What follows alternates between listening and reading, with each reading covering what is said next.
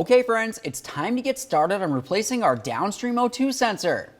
You're going to want to locate it. It's located in the center of the truck, right next to where the transmission is.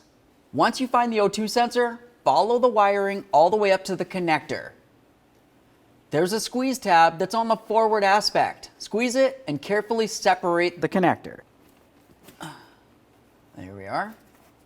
Now I always like to give the connector a quick inspection for corrosion. If you see any green colors in there or even blue, that's going to need to be taken care of. Let's continue with our O2 sensor socket. It's a special socket that has a slot in it for the wiring.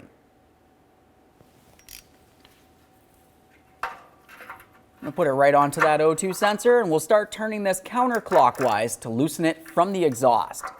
It's extremely common for them to be frozen in position.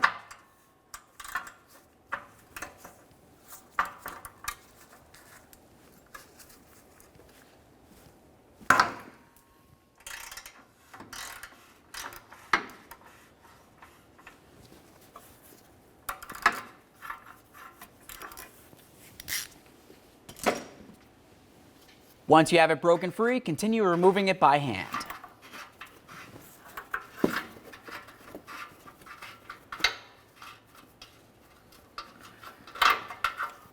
There it is, friends.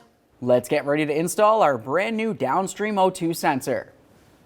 Have a look at the threads. You can tell that there's a little bit of never sees on there. You want to leave it on there, and you also want to make sure you're careful not to get any on the sensing unit. That's this area with all the slots.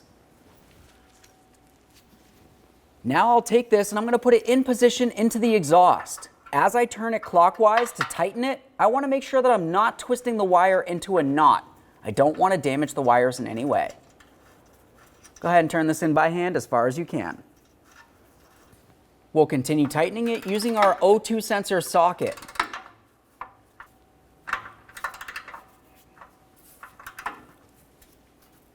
All right, so right there it feels as though it wanted to stop. I'm just going to make sure it's nice and snug. That should be good enough. Now it's time to connect our electrical connector.